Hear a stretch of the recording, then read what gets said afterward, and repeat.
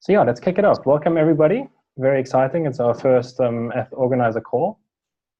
So just to give you some brief background on how the call came about, at DEF CON we had a meetup where we brought all the organizers together, and one of the key outcomes from that meetup actually was that organizers would like to connect more with other organizers in the space.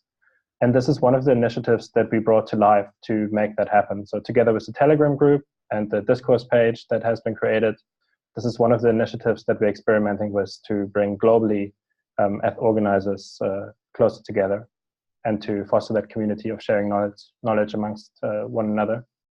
It's very much an initiative that we want to have the community drive and own. So it's not something that any one person or organization should own. It's something that we can shape together and we can also drive together. And just to get things started, I'd like to introduce you to two key people that have been integral in making this a reality. Wayne from Protea, who is going to be moderating today's call. Wayne, maybe just say hello briefly. Hey guys, nice to meet everyone, finally. Awesome. And then also there's Charles from ETH Copenhagen, who has set up the discourse page for us and who also has been integral in the organization and the lead up to this call. Nice to meet you also. Super. Just a quick shout out from your side. So without further ado, Wayne, I'd like to hand it over to you, and you can kick us off with the actual discussions. Cool, guys. What's up? I'm really happy that this is finally happening. It's so overdue, and I'm sure everybody's eager to kind of get things underway. Yeah, so I'm going to kick it off with asking everybody a question, just to get our minds thinking. So I wanted to ask, why do we as organizers care about the Ethereum community? And at the same time, what are we as organizers looking to accomplish? I'm sure we're all wanting to figure that out based on this call, and I'm sure we'll at least boil down to some interesting results to take us forward. But at the core, I think we are trying to enable coordinated collaboration. And I've put a few notes down here saying that, and this is completely opinionated, and correct me if I'm wrong, but we are wanting to capitalize on the wisdom and knowledge that we as organizers together have, and we'd like to build on that pool of resources and best practices in an effective manner, and essentially driving efficient community growth. So an example being are these initiatives that we're doing now, our monthly call, our Telegram group, a soon to be discussed discourse page. And I think the main reason why we're having this monthly call is to take the organizers' relationship with one another further, and by doing so, building up the ETH or Ethereum meetup community. And I think this style of communication is something that can fast track that, especially the growth around these meetup initiatives that we're all trying to start. But something like this on a global scale, but also an equally intimate scale, we're able to brainstorm solutions to the unique pain points that each organizer experiences in their community. So yeah, obviously everything resulting in this call is subject to change, the way it's run, the way we talk to each other, as we really do want to drive the fact that this is a community-driven initiative, and it needs to be run by the community. So as you'll see, certain roles within this call and the way it's run will rotate, just like the times. So everybody gets a chance to feel the responsibility and share the responsibility at the same time. And I'm sure that that will stem down into everybody's communities as well. So it's going to be a roundtable type discussion, things that will involve meetup content planning to meetup marketing and funding, catering and meetups for all levels of interest, but also anything that you guys can think off the top of your head that you would like to discuss. Because essentially we would like to push for and strive for a united Ethereum meetup community and taking things forward. So just some housekeeping. The call we're going to try and cap at 1 hour. If it needs to push on, we'll consider it, but we'd like to keep it as efficient as possible, but also let the conversation flow, especially for the first call that we're having. And then just obviously, again, just try and be as respectful as possible, which I'm sure most of you will be. And then if you do need to say something or if you need to interject, you'll see in the bottom or to the right-hand side of your Zoom, there's the raise hand functionality. And basically my job today is to take cognizance of that and interject when necessary to give you a chance to speak. But ideally, I would like everybody to just discuss things as we head over through the seeded topics. So before I hand over to Truls, who's going to take over and discuss the discourse page, I'm just going to go through the basics of the topic requests that were brought forward in the submission. And I think we can press on these once we do the open floor discussion, as you guys can see in the agenda. If nobody has that, let me know and I'll send you the link in the chat. Otherwise, just scroll up and you should find it. So obviously, the core reason for this call is to find out the purpose of it and see where this can lead and what new avenues or opportunity can arise from it. And something that we can move on from there is obviously how to start a global community of Ethereum community organizers. And then we go down to the fundamentals before we can really look at a high level thing. Or exactly what are the core elements that would make for a good Ethereum meetup? And then how do we align a format that best serves the needs of our community?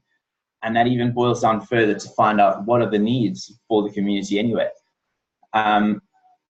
Then something that would be really interesting is figuring out the next events and activities that we can co-organize for the community. So, you know, someone from Europe would like to collaborate with someone from Africa, or someone from Asia would like to collaborate with someone from America. If we can somehow help both parties realize the value or some form of opportunity, that's already us doing things in the right direction. And then before we go on to the discourse, it's another thing is trying to keep things sustainable, as well as running periodic consistent groups. And I know Ethan would have a lot of knowledge on that, and I'm sure you'd love to share it at a later stage, but we can touch on that later. And then we'll go into the other topics like external sponsorship and funding to your meetup from both sides, whether you need funding or you'd like to provide it. And maybe the best practices around that to ensure the integrity of your meetup stays intact. And then I know a topic here that was mentioned was Southeast Asia meetups. I think one of the guys who hopefully is in this call would like to maybe diverge into that a little bit more. And then going forward for the next call, I think we can maybe give some more in-depth presentations on some of these topics further down below. Yeah, so without further ado, Truls, would you like to touch on the discourse page and kind of how it arose and where you'd like to see it going? Okay. Yeah, so yeah, I've run the Copenhagen meetup there in Denmark, which I've done for like 2 years. And like what Wayne said, like I also had like just a need for just like having a place where we could share our knowledge and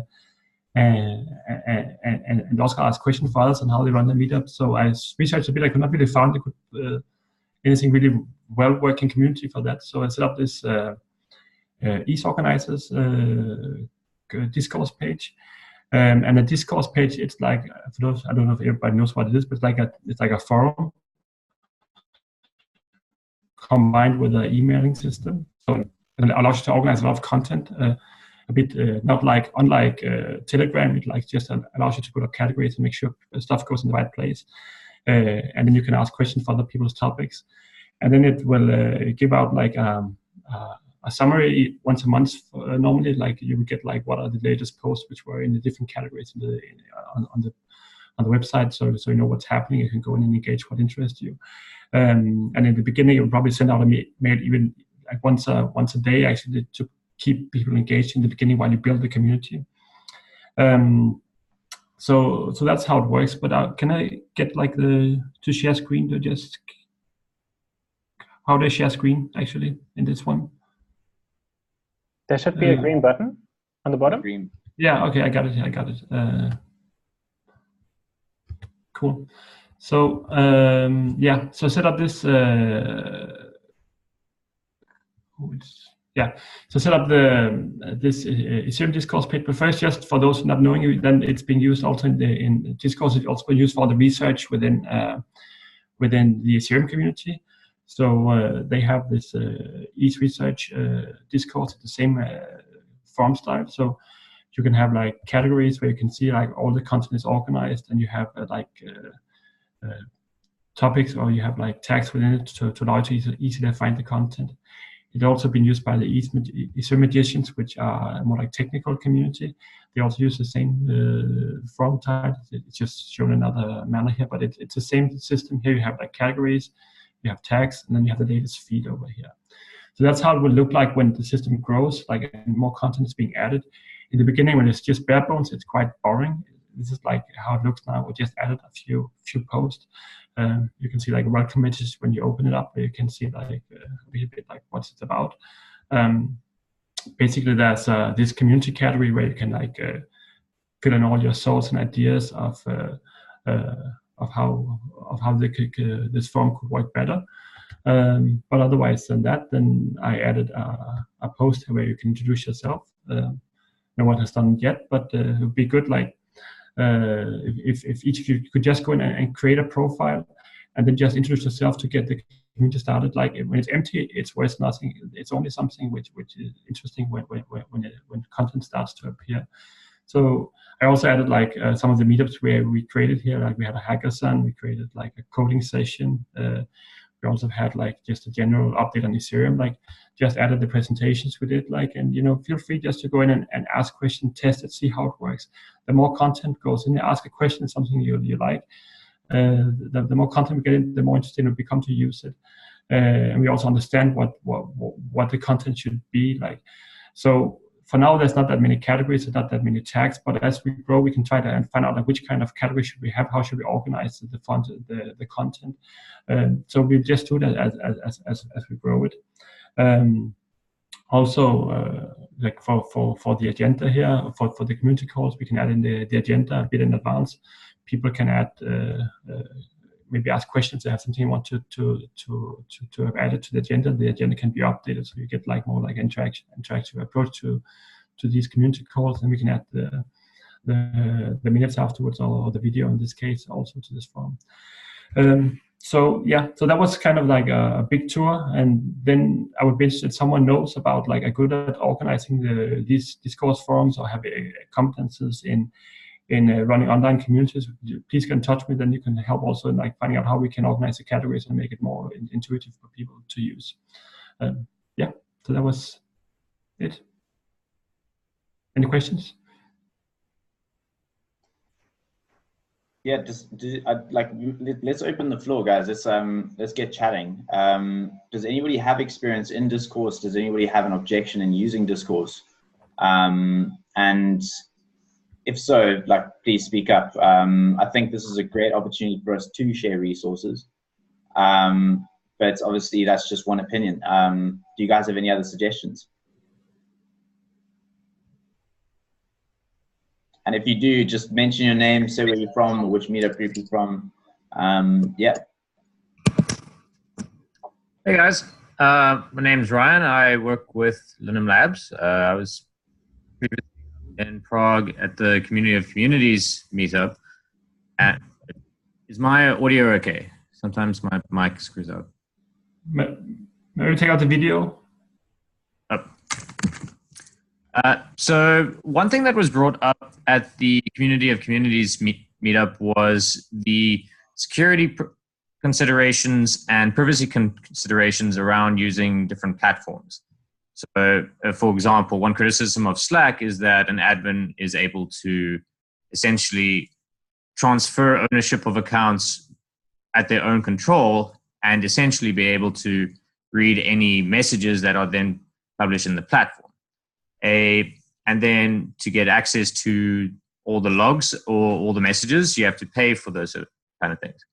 Now, that's just one criticism of Slack. We're not intending to use Slack, but if we then look at discourse, I can't recall if there was a specific issue regarding discourse, and I know it's already been adopted by the Ethereum magicians, but I do recall there being a privacy concern. I just, for the life of me, can't recall what it. I remember what that is. Hi everyone, I'm Griffin. I was also at the Community of Community meetings, and I believe my colleague Oren is the one who spoke about this. I think. Sorry, I apologize for the noise outside.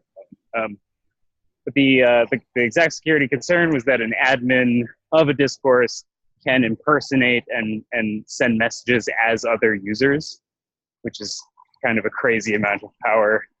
So it might be a concern. I personally don't think it's. I think if ETH organizers are doing this in the spirit of trust, anyways, and we're trying to collaborate. I mean, I'd say we can trust the admins not to abuse their power in that way, but that is the security concern. Okay, that doesn't actually sound like it might affect us then. One thing I did is, sorry to just be talking about this, but basically the one thing that I did want to look into with Discourse is perhaps styling it in a way that can assist our UX. The one thing that I find when trying to onboard people using Discourse is that the UI isn't as intuitive as other platforms. I'm not terribly familiar with the amount of stylistic control you might have over a Discourse, but it might be something that perhaps you could look into, and then coupling it with a sort of a front-end landing page that then gives a better first impression. Yeah, that's just my 2 cents.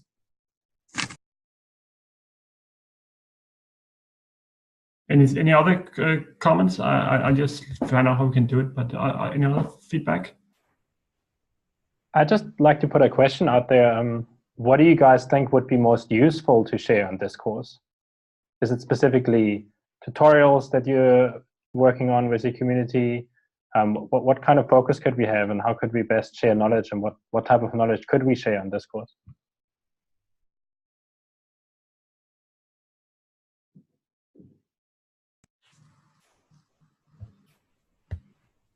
Hi there, can you guys hear me? Yep. Yep, excellent. Just thought I'd jump in. It's James from Sydney. Yeah, I was just finding that, yeah, this is quite similar to what we did with the Ethereum Magicians developer ring. It's just like a nice sense of deja vu that we were looking at kind of setting up the same kind of resources in terms of sharing educational resources. So the focus there was on sharing the content like that we could run in workshops, but also sharing the results of executing that content based on the audience and the format of it. So I'm guessing the same thing would apply here. Like if there's any shared resources that we could use, but also feedback on use of those resources, that'd be what I'd say would be useful. Things that we can share, and then how well that was executed, and what worked and what didn't work with different formats of people. Does that make sense? Yeah, I think so. Basically, like what we would probably end up doing is following a similar architecture to the way that ETH Magicians are running their resource management, and how they are sharing things amongst the rings, and how they interlink. I don't know if anybody has experience with that, but I think could follow along the same path. We'll obviously differ in some way or another. But I mean, if it's working and the process is tried and tested, it wouldn't hurt to follow suit. I don't know what everybody else's opinion is of that. But I think we can, once we figure that out, we can move on to the next topic. But from my side, at least, I'm very happy with giving Discourse a go, at least for the time being. And we can build on it and maybe improve its UX, and just, drive traction within it on the Telegram group, and we can build that back and forth relationship. So if someone asks, where is this, where is that document, does anybody have information on this, we can just keep referring back to that Discourse and keep referring back to a specific tab, and that will slowly drive adoption. And people end up just, without even needing to ask on Telegram first, they'll end up going to the Discourse prior to look for it. And if they can't find it, then they'll go to the Telegram group instead of the other way around. So just before we move on, there was sorry, Charles. There was just we did have a sort of discussion around what kind of things we might want to share on the Discourse at the meetup during DevCon. It was so things like certain topics that meetups could have. For example, if we have a meetup community from Canada, they might have brought in an interesting project, and now say that project is now going on a tour. They might approach certain organizers in different countries. So now, if it might be more difficult in that foreign country's case to sort of see if it's a sham or not. But now it could be like, oh, we had these projects come show up at our meetup. Cool. So that means that there's sort of a reputation behind projects that we showcase, if we choose to showcase at all. It could be that we share notes, topics, discussions that we have, and then we can actually use that to perhaps inspire further events in different meetup groups. So it's I think if we were to modularize that sort of information, we would have to then have sort of a document or a template for pulling out details. It just assists the direction of wanting to contribute, because that's another thing that comes to trying to contribute to these things, is that it's a bit intimidating to go to a board and not know if there's a specific syntax or format to actually convey your thoughts with. So I think we can also try establish a sort of agreed upon protocol or structure to organizing our information on the discourse. But will that come over time? As soon as we start using, we'll find out if people start putting up shady ICO, something we can find out, like what should be the guidelines, and over time, like try to find out how are we setting the guidelines. So like over the next couple of months, we probably learn more about like how we will structure it and what we need of structure and limitations. Yeah, exactly. Cool, guys. We're going to cap that topic there, and we're going to move over to the topic requests. I don't know if you guys want to maybe stick around on the topic of purpose of this community call, or would you guys want to jump straight into how to start the global community of Ethereum community organizers? I think something quite vital would obviously be to touch on the core elements that would make for a good meetup, as well as aligning on what the needs are for the community that we are busy trying to build on. So if guys would like to maybe touch on the community call itself, just say so in the chat, or just speak up now. Otherwise, we can jump straight into the core values or core elements of a good Ethereum meetup.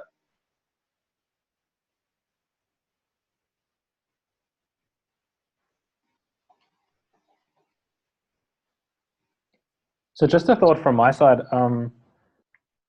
in terms of how we could run these monthly calls and what we could get out of them. Also interlinked with discourse, if we figure out what would be an interesting topic to talk about, and then there might be somebody who has a lot of experience in that particular topic. So there might be someone in this call who has had a lot of success running a particular type of meetup. If that person then were to share what worked for them, that would be a great opportunity for everyone else to learn from that, and also to ask direct questions that would follow on from that. And we could then post a recording of that as like a little lesson on Discourse, where it's also available for everyone else in the future. That could be one way we might want to start experimenting with these calls.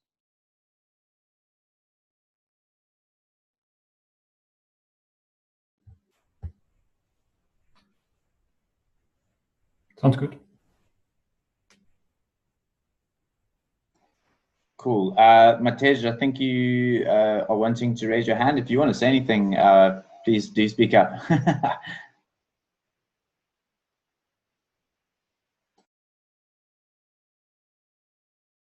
Can't hear you, Matej. Matej, your microphone is muted.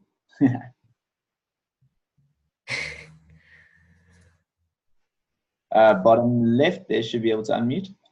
You got this.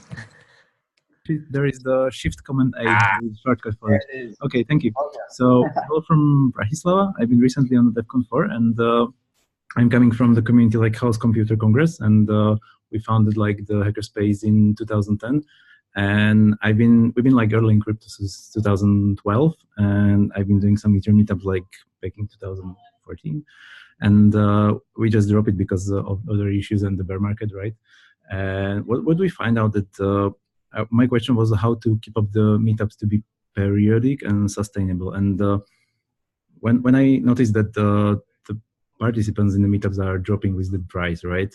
And now I'm thinking in our hackerspace that we would like to host more focus on the hands-on workshops. And most of the meetups I've been in the other towns or something like that are mostly like sit and watch, and audience is not like enjoying it that much or something like that. So I would like propose some great topic and discuss this in more, that how in other areas you could like embrace more people in the crypto and solve these like issues, like doing like hands-on workshop or something like that, and doing more in collaborative way, something like doing the small meetups with few participants, and that may work for more towns, I think. So just my 5 cents, and yeah, that's it. So any ideas? And yeah, and in our space we are hosting like major of tech events as well, and we would like to propose something like learn more people towards crypto. We've been like organized back in days the Node School. You maybe heard about the Node Schools, some of you. And it's like the open lectures from the web, and anybody can throw it in the space. And I kind of miss it, something for Ethereum ecosystems, like anybody can learn from that. I know there's a lot of other decentralized resources. We got like progress bar improvement proposals where people gathering these issues, but there are a lot of stuff and lectures which are mostly unfinished and something like that. I found that the crypto zombies for the Loom networks are so far so good, but some parts of that are pretty hard if you don't have someone on hand who would like explain you how to write some basic contracts in Solidity or something like that without previous experience. So, and yeah, my few cents. So thank you. Any questions? Yeah. So I think, Ryan, if you wanted to say something, you can. But I think what we're trying to figure out, I think it's a good point that you made, Matej, is how can we make things more intimate? Because obviously we have certain meetups where we are catering to a large scale of people because there is growing interest. But how do we cater for the people that are wanting to take it further, but at the same time keep the levels of interest up? So something like a practical workshop where you are coding in smart contracts like crypto zombies is effective somewhat. But what are the other ideas to almost cater for the people that aren't so technical and keep the interest there? Because for all we know, we could develop other levels of interest, other skills, other assets and spheres of the industry to develop as well, from a UX point of view to a technical point of view, and so on. So I'm going to pose that question to everybody, and if anybody would like to contribute to that or have any ideas, go ahead. Yeah, I mean, so Ethan here at the Toronto meetup group and Montreal meetup groups. So what we did in Toronto in 2014 with the Ethereum Developers Toronto meetup group was essentially just get a bunch of people together who wanted to learn how to code. This is well before MetaMask and Geth command line stuff. Get a bunch of people together to sort of help each other through build smart contracts and the addressing and sort of learn how these program stuff works. And as that developed, we understand these focus and businesses and banks and those kinds of people get interested. We had to make sure that we kept this more developed. And what we did, I thought, was in answering your sort of query there, is really as a group, as a way to understand the code, understand UI and UX. And so some of the things that we built were like a Ethereum gumball machine, a little coffee machine, started on a beer machine, and little bird feeders and stuff. I mean, these are little hardware projects in part, but that's what we find inherently interesting. But the skills needed to build those relatively simple hackathon type projects, but over like multiple weeks, I thought was really good for keeping people's interests, being relatively rudimentary, so people who don't have a lot of coding skills, and as well, that seemed to be pretty good for forming a good community and something to do on like a case in those days was like every second Friday night, just to come together and keep a core focus. But I think importantly, it's like you've got to recognize who the audience is, In our case, it was like people who want to cut through the bullshit and don't care so much about the headlines and want to just actually learn how to build some of this stuff and get some of those basic skills so they can go home and write a basic smart contract or feel like they've actually accomplished something in the group because we've built something collectively together. And they've learned a lot by being able to ask questions from some experts. So that does require, though, you have some really expert coders in Ethereum, in general, programmers in general, JavaScript and stuff in your group. But that's relatively easy to find. And people are in every city I've been in, there's always been people that have been willing to sort of step up and help share that knowledge. And it does mean also that you don't have to worry about like getting the numbers, like several hundred to an event. Like you should be happy with just like 20 to 50 or 100. And as long as you're satisfied with that, you can start growing a really important community, but you're not going to be able to service everybody. So you have to sort of like pick who your audience is going to be. Epic. That is great. I'm going to pass this on to Brian. There's a lot more to say, but if someone else wants to jump in. Yeah, Brian, you had your hand up, and then after Brian, I'm going to pass over to James and then Harith. Thanks. Hello. Ethan. Hello. I'm Brian Chong, and from Seoul Ethereum Meetup. And we started Meetup in Seoul since 2014 winter. And we have quite many small and large meetups. And I'm very happy to see you guys in this, network together. But I think the main benefits to have these connections is two sides. One side is from gathering information from outside communities. What kind of tips or what kind of event or meetups is very effective or more entertaining or getting more targeted developers. And that's, I think, a good comment, and we share those tips. But also, I'd like to have some kind of more like automatic kind of information gathering system. For example, a lot of meetups hosting at meetup.com. So if we can use API, maybe we can pull out all our registered meetup information together as compiled as just one database, and we can share just share the calendar, so we can see all other meetups schedule and agendas, or maybe we have a standard interface to upload our presentation materials or video link, so we can see all other side meetups what they do and what kind of information. Maybe we can find a good other speakers we can invite together. So first thing, I'd like to make a more systemic information sharing site instead of just manual postings. It's very tedious and time consuming, and so I rather search for maybe we can maybe put it together some resources to make those API data gathering from meetup.com and uploading pages for our presentation and video materials. And then the second thing, the other side is from from our local meetup to this network of meetups is benefit is a lot of these days getting smaller new startups, and but it's very difficult to get focus from global audiences. They're very popular big projects easily get noticed on the Reddit community and things, but smaller site is very, very difficult to get opportunity present to the global market or audiences. So if we just showing that our local community that we have this great network for our international different meetups and connections, and that thing alone, I think it'll make a lot of encouragement on local startups, and if they have a chance to present their contents to global meetup network, even though we cannot travel all different countries, maybe if we can arrange some online meetup together by regions, maybe because we have different time zones, but maybe focusing on more one time zone, maybe cover 12 hours time zone area together, and then set up online meetup together, and then just introduce some new startups or new ideas, new developments, some local groups. Then it's huge the opportunity for them to present global audiences.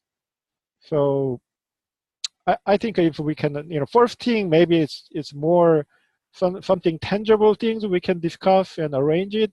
Maybe first online meetup or global, meetup communities putting together some, maybe we have some candidate, speakers or presentation, and we just review those things and we choose maybe best 5 out of it first, and we arrange those online meetup and work together.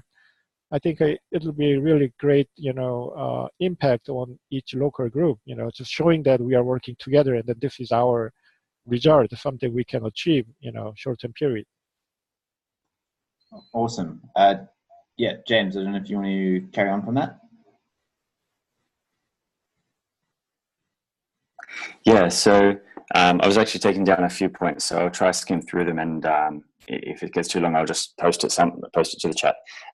So to touch back on Matej's point on periodic events, my experience in that in different facets like sport and IoT is to just do them, just host the events periodically, and people will eventually come. I've had people come to the Osbury IT meetup after a year and say, look, I've seen this on every month, I've been meaning to come. They eventually come. So just grind through that. The next part, just to clarify, like I haven't actually used much of ETH Magicians. It just so happened that I met a lot of those at the Web3 during that time in Prague, who were likely similarly interested in the developer aspect of Ethereum. So I'm just waking up a little bit more as well, so I'm going to start speaking faster. So we just started pulling resources via Telegram, and we're just finding the tools that work for us now. So we're finding our feet on what will work in terms of sharing educational resources, but also other resources to actually execute on other tools to execute on the educational resources. So we're using Telegram for that. Similarly in Sydney, a lot of the groups are using, we're just using Telegram. We've got a crypto speakers Telegram group. So people in Sydney who are talking about crypto, we can just do a call out and say, hey, does anyone want to talk at an event? And again, this is mostly local, but that could just as well extend, if there are other groups out there with those who want to remotely dial in and talk, that would be great as well. But again, whatever tool makes sense for that. To add to the point, Brian, around touching upon Meetup's API, someone in Sydney has actually done that. He was previously working at Consensus as a community manager as part of marketing or something, but he's since left. But there was something that he made that pulled together all the Ethereum meetups in the world. Maybe it was just Australia, but either way, there's a tool for that. So I'll ping him and see if I can get that off him. Last couple of points. I sort of joined Bocky's meetup in 2016. That's how I got into Ethereum. And they've been mostly technical workshops, but the ones that are quite interesting are the conversational ones. So this is sort of 4 hours in the evening that are either, tech workshops where something's being presented, but also very open to conversation. And to touch back on a format that I really liked at the Web3 summits, one of the nodes called Decentralized Now, the Giveth node, the rotating panel format I'd never seen before, but I find was very conducive to evolving conversation on a topic, whatever that topic may be, where you have 5 seats at the front, 4 people on the panel. And if anyone wants to ask a question, they actually have to get up and sit on the panel, and then someone else is encouraged to then step down. So that's just, one format I saw that I really, really liked, and I hope to reproduce that in Sydney. So that's it. Sorry there. I think Harry had his hand up. Oh, I just wanted to say that style is called fishbowl. I spoke to Boris, and that's what he said the methodology is. Thank you. Thanks, guys. That's a brilliant idea. I'm gonna write this down so I can experiment this in our future meetups. I had like a couple points on some of the stuff that we mentioned earlier. One was on the having regular meetups for developers. We haven't started it yet, but what I was thinking of doing was just having open coding sessions. So you have if you can get 3 or 4 people in your local community, who are serious developers and you're friendly with, and just get them first to commit to come maybe once a month or twice a month, and just have open coding sessions. So whatever smart contract work that they're working on. They just go there. If they have any questions, they ask each other. And from there, you can kind of like build up the community. I find that if you want to do, other stuff like workshops and stuff like that, it involves a lot more effort. And without knowing how many people there are actually really interested, then it's a bit difficult to spend a lot of your time to organize a workshop where you might not get people coming in. Another format that we actually have been doing is just sort of what we call our monthly meetup, like our flagship meetup, where our basic format is where you have a local developer present on something that they've been working on or a demo, just 10 minutes. And then you have 2 or 3 guest speakers from projects wherever they're from. And that's also limited to 10 or 15 minutes. And then you have like a fireside chat where you kind of have a moderator that asks these people questions around what they're working on. For example, this month we had one on security audit and scaling. And I find that having these fireside chats are much more powerful because, a lot of these people are developers and they're not, the best necessarily public speakers. But once you have a chat, then they open up a lot more and it can sort of create the conversation from there. We'll probably try and figure out this rotating panel thing as part of that, but we'll have to make sure we have enough people who can actually contribute, without kind of spamming it with not so relevant information. Lastly, what I wanted to say was, we kind of mentioned, a couple of people mentioned this, having this kind of idea of a list of people or projects. What we could do is we have this introduce yourself page. So we can all maybe just start introducing. From there, we can probably come out with a format of, this is a person and this is, what meetup they're from or what project they're from. I don't know about a rating. Let's avoid from that for now. But, we can have like an index of users or projects that any one of us have known about. And we can kind of like start from there. Yeah, that's all I have. Awesome. Thanks, guys. Okay, so I think just to keep to time, we can move on to another topic. Either we can touch on the next events and activities that we can co-organize for the community. But I think one that we would all really like to figure out as well, again, correct me if I'm wrong, but how to keep meetups sustainable and running periodic meetups. So we obviously touched on the periodic ones, but from a financial and marketing point of view, how would we keep it sustainable? Because not all meetups have funding, and we would obviously need to approach some form of sponsorship. I don't know if anybody has input on that or experience in it. Yeah, let me know. Let's see if we have anything.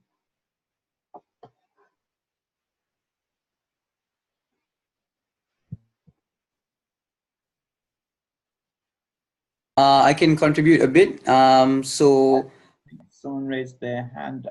James, if you'd like to speak, you can. Otherwise, Harith, take it. Okay, I'll go quickly. I have some experience in the sense that I'm lucky enough to be working for a project that did a token sale. So we have funds. What we found is that if you have space in your office or somewhere that's close by, then that's free for the venue. Then the only really spend that you need is on food to kind of like get people in. If you have any projects that are have raised funds or are already kind of like making enough money. So for example, in Kuala Lumpur, we also have ETH and they've been nice enough to support as well. So between the two sort of co-sponsors, Hello Girl and ETH we have enough funding to just pay, like a couple hundred. Well, in dollars, it's not even a couple hundreds, maybe like $100 a month just for food and venue. We just use the Hello Girl office. That kind of like helps just to get things started. And for a lot of the other ideas, which is why I say we rather not jump into them unless we know for sure that there is enough demand or support for example, workshops. So if there are any local projects that are flush with cash or at least just a bit, then we can work with them to sort of sponsor because it helps to get their name out there. Yeah, this is James. So I started a meetup in the city that I live in. I recently moved back here from New York and Seoul, and so the city is Worcester, Mass. And basically, my biggest issue was space hopping because of finding dedicated space that didn't cost any money. I know in like larger cities, like major cities, people tend to have a little bit of space available, especially like, you know, places where boot camps are held and, you know, even like office spaces like WeWorks and stuff like that. I think the smaller communities, you know, even though I have several technical colleges in the city, like 13 colleges and universities total, so there's a lot of actual technical talent here. There's not a ton of startups here. And so having just like a general blockchain interest meetup has been a challenge. And so, yeah, I haven't figured that out, but that's just my experience. Cool. James, your hand is up first, then Boyan Byon. You can go after that, and then I believe Ethan has something to say. And then I think we're going to have to wrap it up for today, guys. Yeah, so go ahead. Yep. Just to on that, James, regarding spaces, again, just touching on my experience, excuse me, with the IoT meetup, is that, yeah, co-working spaces and one of the university departments has been quite sympathetic to hosting us. Like, we've got some other needs regarding hardware, but yeah, if you've already reached out, if you haven't reached out to all the universities and colleges, hopefully there'll be one there that'll be sympathetic to host. But yeah, that's mostly how we've gotten by with that one.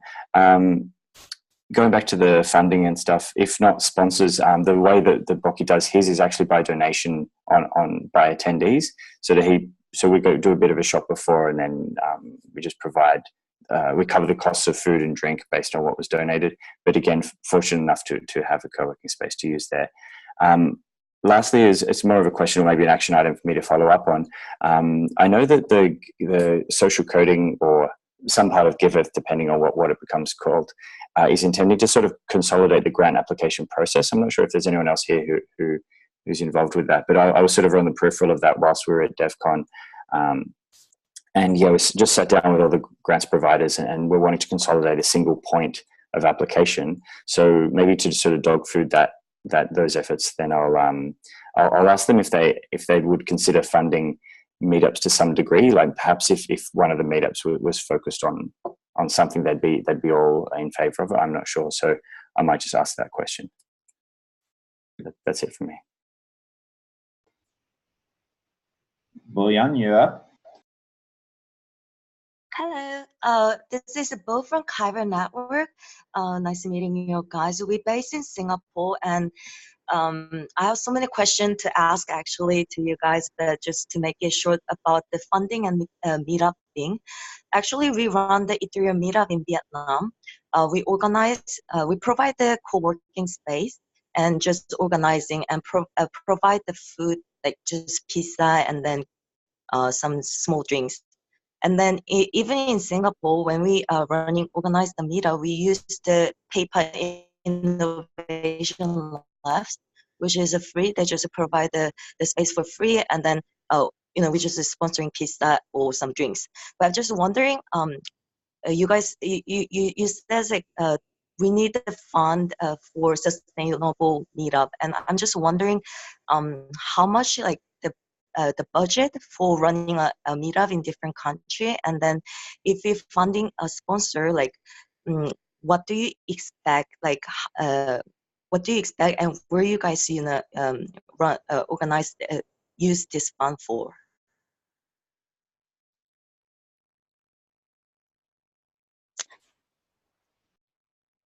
Anyone? So I think like in our case, similar to I think what other people have commented, it's relatively easy to, I think, to find space for people. Then if you get funding, as we have for some of our meetups, it's purely, at least the way we use it, is just purely for food and drinks and sort of provide some nourishment, because usually our meetups happen around dinner time. So providing just some wraps or some basic food, reasonably healthy. And if you let our sponsors know, we're very clear when we approach them. So here's our plan. Here's how many sort of attendees we expect. Here's I guess, sort of give them some confidence that this will be of some value to them. And it's not, we also make it very clear too that they don't get an extra say in the meetup. They get nothing except for just their name to say like, you guys are going to be sponsoring it. We let people know, look, this particular organization, whoever it is, has been kind enough to give us some cash because they support the mission, or they support this kind of like community, and that's sufficient, to have them give us like a reasonable amount of cash. And it's not huge amounts, but it's enough to just cover food and stuff, because we can always get the space for free. So I think if somebody here is having problems getting space, right, we might want to discuss that stuff individually, because I think, as others have mentioned, you can almost always find some organization or university that's willing to give that up for free. So it shouldn't be a problem for anybody. And, okay. Cash is food. And make it clear too, sorry, that you're not looking to like make money off of this as well. Like, this isn't necessarily a for-profit venture. And then in that cases, you'd also have to look into for donations, like if there are any legal restrictions about accepting donations and how that works. So that's just on the organizational part. Relative to your country, you're going to have to look into that. But it doesn't hurt either if you have a good plan and say like, hey, this Ethereum technology is really cool. We're going to be building some applications here. We're going to be providing information and good solid community effort. There's a lot of organizations that might just want to like pitch in a few $100 or $1,000 or more just to help it out. And almost all big companies have a budget for that kind of stuff. But you have to approach them in advance, because they have to make decisions internally. Oh, okay. Thanks for sharing. Okay, last up, guys, we've got Karen. Karen, you can go next, and then we're going to have to move on to the last points of just finding the date for the next meetup and rotating roles and time zones. Karen, go ahead. Okay, thank you. Hi, everyone. So I'm Karen. I am the community manager at Linum Labs. I host meetups in Africa, so I manage more than 5 meetup groups. For us, it's not usually an issue getting a venue and sponsors, so we're always lucky in the sense of collaborating with other companies, universities as well, just for space. But the biggest problem for me I've been finding is that numbers have been fluctuating. So you get 50 people RSVPing and only 10 people come. I think it's part of the marketing of the event. So I just wanted to find out how everyone else markets their events outside of the meetup group, and also social media. So is there anywhere else you guys look into to get people more interested? Because sometimes people don't know about what we're doing. Some are not part of our meetup group. Some don't follow us on social media, and some don't even know that we exist, but they would really, really love to be a part of our initiatives. So we host workshops as well, casual meetups, regularly monthly casual meetups, and big conferences as well. So from my question is, how do you guys market the meetups and keep your numbers high? Can I jump in quickly? Yeah, go ahead. For one, I don't think the focus should be on keeping the numbers high. It should be more about like just delivering good content, and the people will show up relative to that. Like, you just want to essentially focus on people who are like keen and interested in what you're doing, and those people will come out. And of course, you can market broadly enough but don't be too focused on the numbers. And just with respect, if our space is limited for wherever we are, one thing that has worked, I'm not sure if it'll work well for you, but for us, we might charge $5 to $10 to show up, to attend the event. And we found that that's a really good way to ensure that, if 100 people have registered for the event, if they've paid $10, we're going to get pretty close to 100 people, maybe like 90 or 85. But if they just, if there's no cost associated with it, then we usually have about a 30 to 35% drop off rate. So if you're trying to gauge numbers, like charging a little bit, it puts some so-called skin in the game, as it were. And that's pretty valuable. Awesome, guys. James, I'm really sorry. I think if you can, maybe write down in the chat here what your question is or any pressing topic. And I definitely think that we should touch on this in the next call. Just to finish off, I just wanted to say thank you to everybody who stayed up really, really late to make this call, or got up really, really early. But I think it's time to turn the tables and decide which time zone should get the turn. So we can either go east to west or west to east. So a vote to whether San Fran should start at 4:30 in the afternoon or Singapore. Then as well as a date, because next, I think the last Wednesday of December will be around the time when it's family time. So We have the option of having it mid-December or early January. Is an option to have the follow-up second call.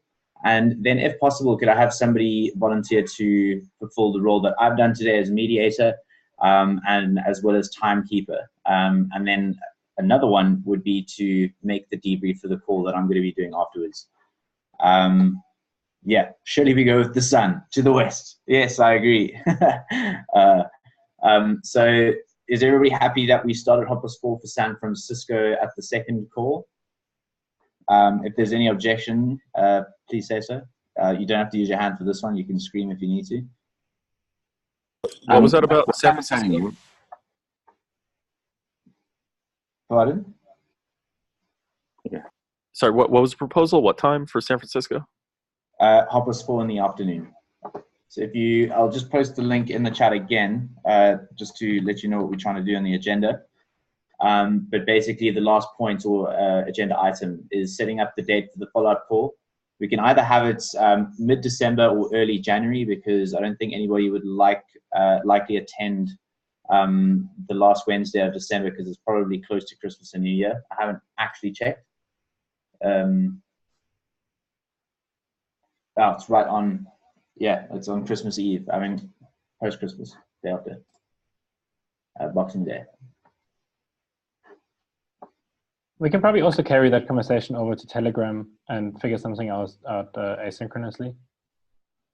Okay.